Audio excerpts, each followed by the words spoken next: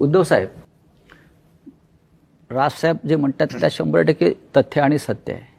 पण मराठी माणूस जेव्हा जेव्हा भडकला, पेटला, तेव्हा महाराष्ट्रामध्ये परिवर्तन झालेलं आहे अनेकदा. मग सत्ता परिवर्तन असेल, सामाजिक परिवर्तन असेल.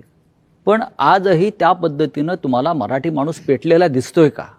एक लक्षात घ्या की मराठी माणूस पेटला तेव्हा संयुक्त महाराष्ट्र झाला. मुंबई महाराष्ट्राला मराठी माणसाने मिळून दिली.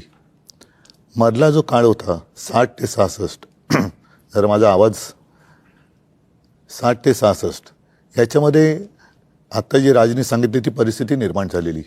मराठी माणूस खचून गेला होता, आत्मविश्वास गमावला होता आणि त्याच्यात एक ताकद, चैतन्य निर्माण करण्यासाठी शिवसेनेची स्थापना झाली.